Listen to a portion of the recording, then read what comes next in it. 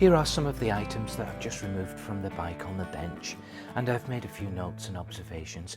Overall, everything's in pretty good condition, just a little dirty and grimy, so I'm going to take some of these small parts and put them in the ultrasonic cleaner and then polish them up a little bit.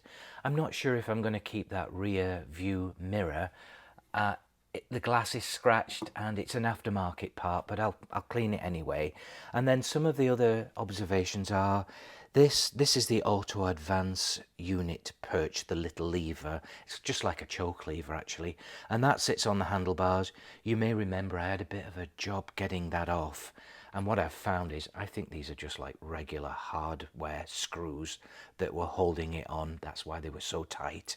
In fact, the threads are a little damaged in there, to say the least. Luckily, here is one that I prepared earlier. I have another lever. It's actually a left-hand lever, which is the same as on a Norton Commando. So I had a spare one of these.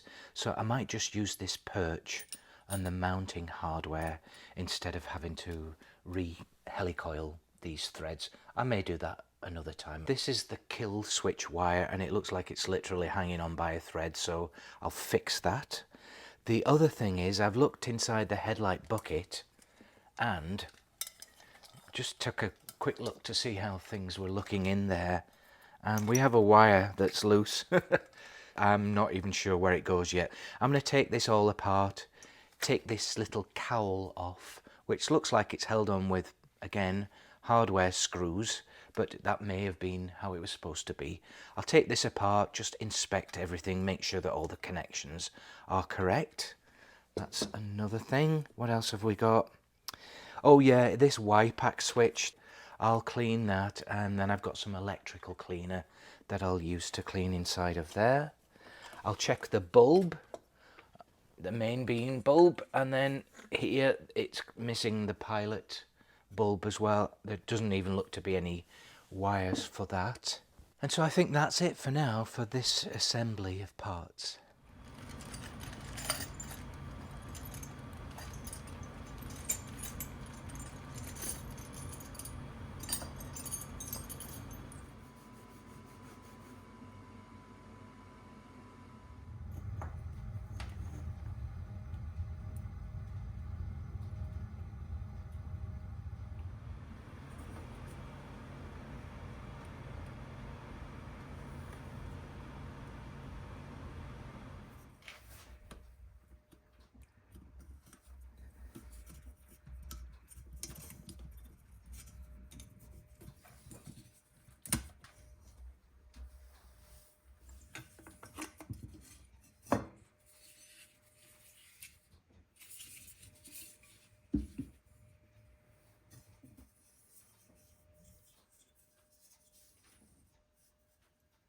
That's the headlight rim, cleaned and polished, and I've even washed inside with some nice soapy water, and that should have hopefully cleaned the reflector a lot more than it was.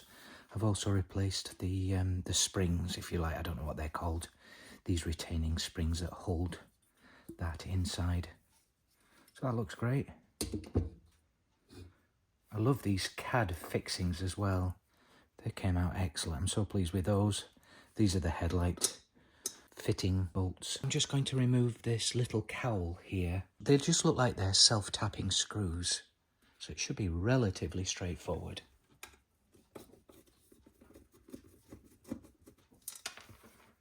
Yeah, little self-tappers. By the looks of it, oh, they're wood screws.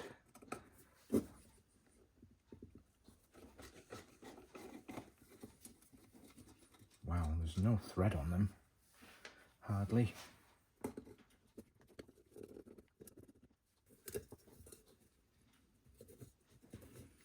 I wonder how long it's been since that was removed.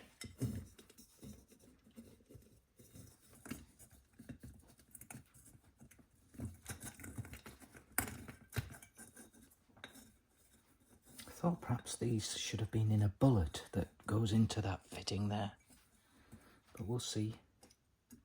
Why not? In for a penny, in for a pound. I'm going to remove this QD, this quick detach fitting here.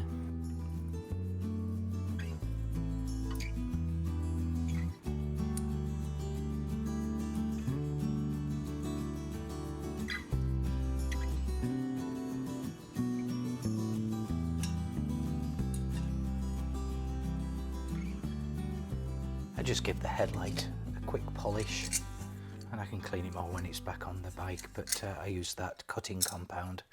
Cleaned it inside as well, everything looks nice and tidy. And next I'm going to look at this kill switch wire that goes to the magneto.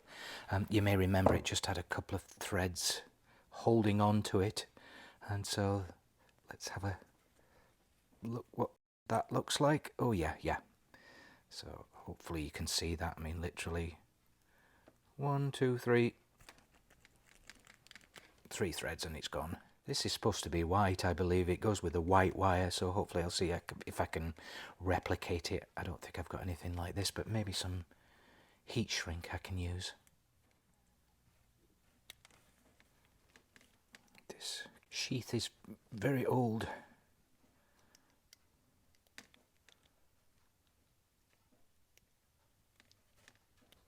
Oh yeah. I'm going to use one of these modern fastenings. I just had to file it out a little bit. It's the closest I could get, but that's a heavy duty fastener there. Didn't want to use it again. These are the crimp style ones. So was that actually. But there's no solder involved in these.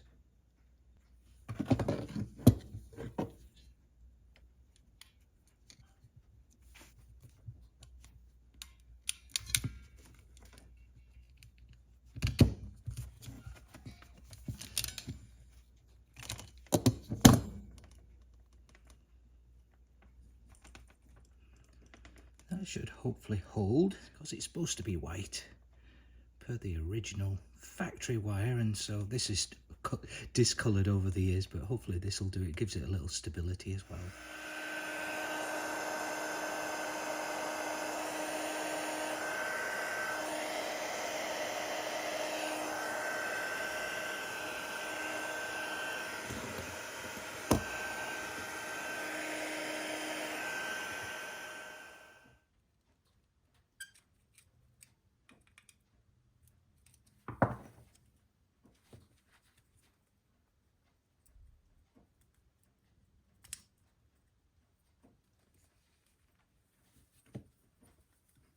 Here's the Y-pack switch. Everything looks fine. I just cleaned everything up. I haven't removed this piece in the centre here. It didn't look like it needed. All the connections are fine. I've just polished up the chrome and cleaned the buttons and the switch here as well, and so that looks a lot better. So I'll just reassemble this and then move to the next job.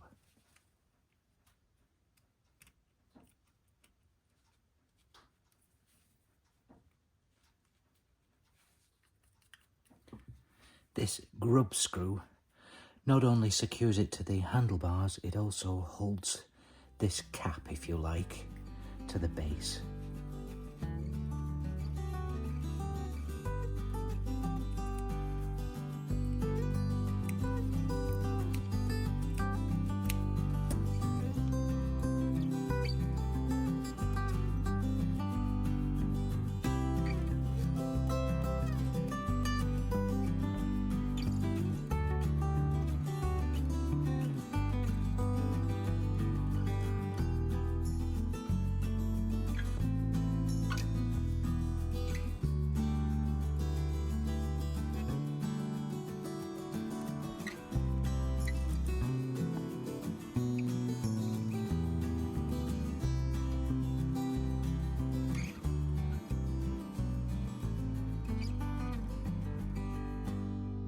Okay, I'm finally getting around to the front end, and I've just straightened up the front wheel and rim and tyre in the forks. It's not tight though, so it'll be out a little bit. As I look up the forks from the front, everything seems to be fine, but then if we look from the side, it's a whole different story. Here from the side of the bike, you can see that that left hand fork leg and stanchion is in front of this one, is further forward.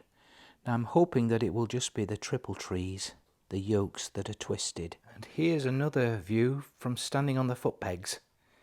And you can clearly see that the handlebars are not perpendicular, they're not 90 degrees to the front wheel. In fact, this is what happens if I pull them straight. It's out by quite a bit. So I'll disassemble the front fork assembly and see if we can figure out what's going on. This front wheel is already loose. I had previously removed it. So that's loose. The mudguard is off at the front, so I'm just working from the bottom to the top. Next job will be to loosen off these pinch bolts.